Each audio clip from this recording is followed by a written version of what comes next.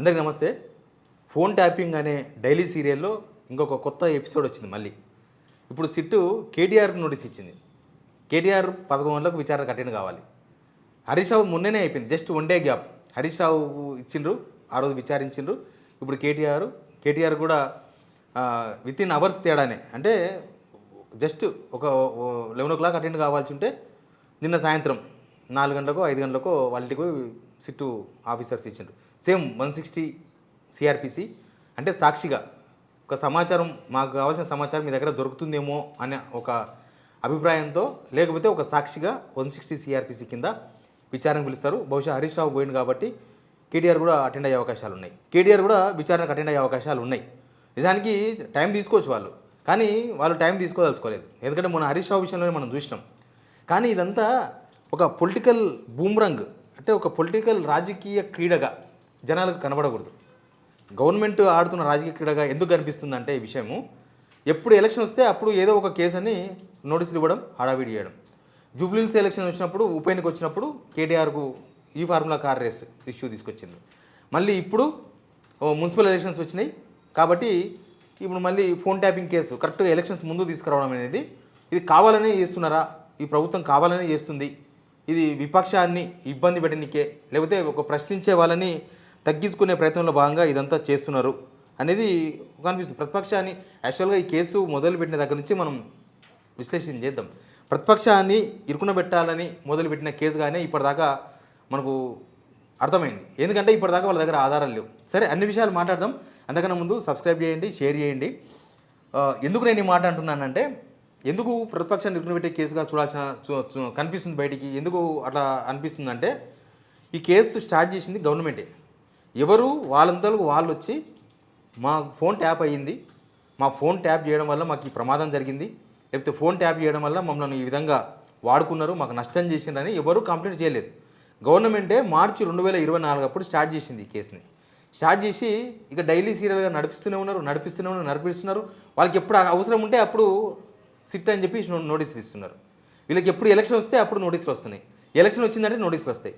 లేకపోతే రేవంత్ రెడ్డి ఏదైనా నిర్ణయం తీసుకున్నాడు, ప్రజా వ్యతిరేక నిర్ణయమో ఏదో ఒక నిర్ణయం తీసుకున్నాడు, ఆ నిర్ణయాన్ని బీఆర్ఎస్ వ్యతిరేకిస్తూ ఒక పెద్ద ఆందోళనకు పిలిపించిందంటే అప్పుడు నోటీసులు వస్తాయి. అప్పుడు ఖచ్చితంగా నోటీసులు వస్తాయి, వాళ్ళని విచారణకు పిలుస్తారు. పేపర్లు, మీడియా మొత్తం నోటీసులు. 160 సిఆర్పిసి అనేది జస్ట్ సాక్షి, లేకపోతే సమాచారం, మాకు కావాల్సిన సమాచారం మీ దగ్గర ఉందేమో అనే అనుమానంతో పిలుస్తున్నాం, అంతవరకే. కానీ విచారణకు విలువంగానే అయిపోయింది, అరెస్ట్ చేసేస్తారు అని కాంగ్రెస్ నుంచి, లేకపోతే బీజేపీ నుంచి కొంతమంది అసలు ఎన్ని రోజులు మీరు ఇంకా అరెస్ట్ చేయకుండా ఏం చేస్తున్నారు అనేసి అక్కడి నుంచి కొన్ని స్టేట్మెంట్ రావడం, ఇదంతా ఒక పొలిటికల్ గేమ్లా కనిపిస్తుంది. కానీ ఒకటి మాత్రం ఇది చాలా డేంజర్ గేమ్ అని చెప్పాలి. ఇది ఇలా కొనసాగిస్తూ గుంజుకుంటూ పోతున్నారు కదా. మీరు ఇప్పటివరకు ఆధారాలు లేవు, కానీ ఫైనల్గా కూడా మీకు ఆధారాలు దొరకకపోతే, ఫైనల్గా కూడా మీరేమి చేయలేకపోతే, ఇది ప్రభుత్వానికి ఒక పెద్ద బూమరంగ్ ఇష్యూ.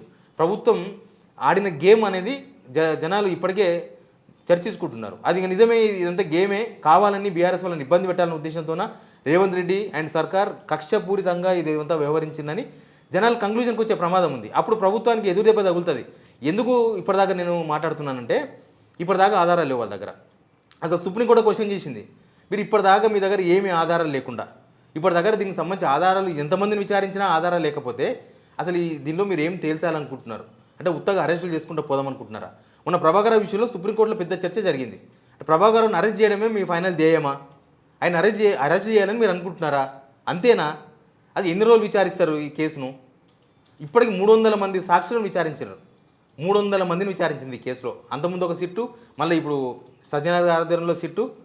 కరెక్ట్గా వీళ్ళు నోటీసులు ఇవ్వడం కూడా యాదృచ్ఛికంగా కనిపిస్తుంది.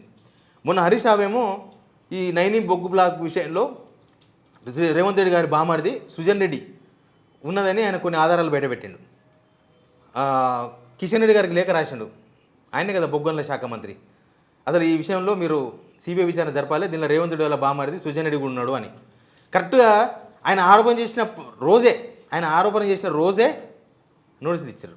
ఇప్పుడేమో సజ్జనార్కు కేటీఆర్ వార్నింగ్ ఇచ్చిండు.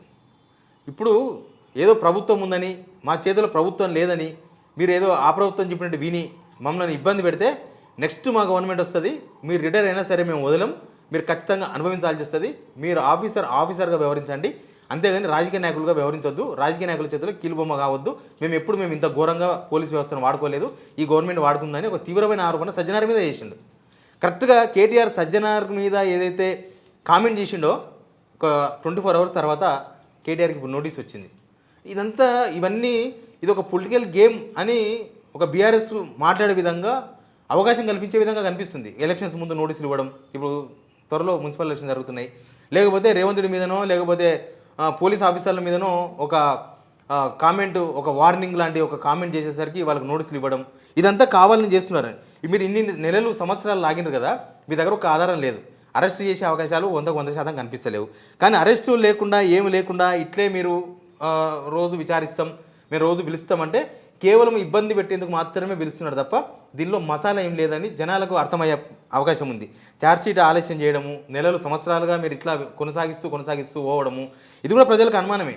ఇప్పుడు హరీష్ రావుని పిలిచిర్రు, హరీష్ రావు గతంలో హోంమంత్రిగా పనిచేయలేదు, నాకేం సంబంధం లేదు, నిజంగా ఇంటెలిజెన్స్ నాకెందుకు సమాచారం ఇస్తుంది, నేను ఎందుకు ఇంటెలిజెన్స్కి చెప్తా, అప్పుడు ఇంటెలిజెన్స్ వాళ్ళే కదా, ఇంటెలిజెన్స్ వాళ్ళ ద్వారా చెప్పించిన కదా ఆరోపణ, ఇంటెలిజెన్స్ వాళ్ళకు నేను ఎందుకు చెప్తా అని హరీష్ రావు చెప్పిండు. ఇప్పుడు కేటీఆర్ కూడా సేమ్ ఉంటుంది, కేటీఆర్ కూడా ఆయన హోంమంత్రిగా పనిచేయలేదు, ప్లస్ ఇంటెలిజెన్స్ వాళ్ళు కేటీఆర్కు రిపోర్ట్ చేయలేదు, నేను ఎందుకు చెప్తా అని చెప్పే అవకాశం కూడా ఉంది కదా కేటీఆర్కి.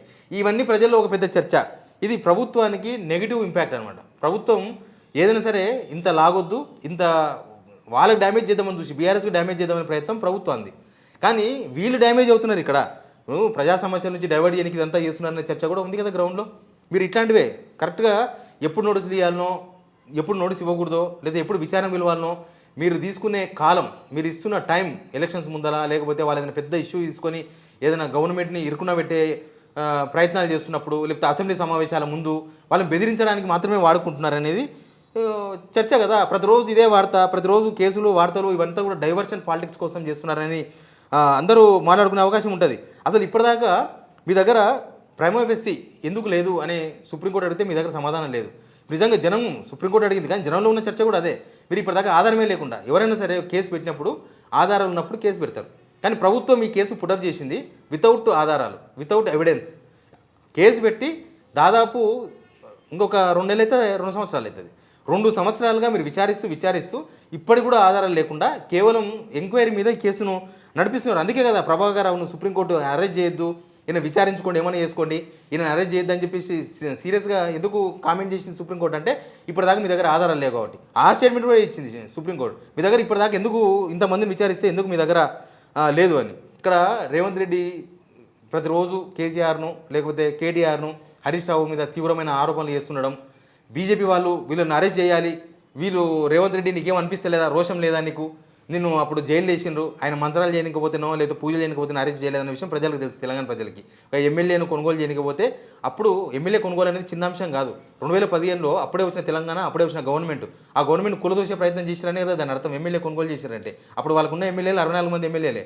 మరి అప్పుడు ఒక 5 మంది ఎమ్మెల్యేలు కనుక ఆయన కొనగలిగితే గవర్నమెంటే పడిపోతుంది. అంత సీరియస్ సిచ్యువేషన్లో రేవంత్ రెడ్డి అరెస్ట్ అయ్యింది. కానీ బీజేపీకి సంబంధించిన వాళ్ళు ఏం మాట్లాడుతున్నారు, రేవంత్ రెడ్డికి ఏం అనిపిస్తలేదా, నీకు రోషం లేదా అంటే, ఇది కావాలని రాజకీయంగా వీళ్ళను అరెస్ట్ చేసి ఏదో ప్రజల ముందు నిలబెట్టే ప్రయత్నమో, లేకపోతే వీళ్ళని అరెస్ట్ చేయండి అని వాళ్ళు పిలిపియడమో, ఈయన మేము అరెస్ట్ చేసిన దాకా వదలమని కాంగ్రెస్ లీడర్లు స్టేట్మెంట్ ఇస్తుండడమో, ఇదంతా ఒక రాజకీయ కుట్రలాగా జనాలకు అనిపిస్తుంది తప్ప దీనిలో ప్రభుత్వం నిజాయితీగా ఉందని చెప్పుకునే అవకాశం ఎక్కడ.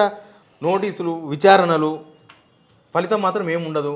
ఇట్లే కేసులు లాక్కుంటూ పోతే ఇది డైవర్షన్ పాలిటిక్స్ అనే భావాన్ని అందరికీ ఎవరికైనా కనిపిస్తుంది. ఎందుకంటే గవర్నమెంట్ కూడా ఫెయిల్ అయింది కాబట్టి. గవర్నమెంట్ సక్సెస్ఫుల్గా ఉండి ఇట్లాంటి పనులు చేస్తే, మీరు ఇట్లాంటి ట్యాక్స్ పాల్పడితే, ఇట్లాంటి ఏదో ఒక సిట్ పేరుతో ప్రతిపక్షాన్ని ఇబ్బంది పెడితే ఉండొచ్చేమో కొంతవరకు నిజం అనుకుంటారు. మీ గవర్నమెంట్ ఫెయిల్ అయిపోవడం కూడా దీనిలో జనం ఇంకొక యాంగిల్లో మాట్లాడడానికి అవకాశం దొరికింది.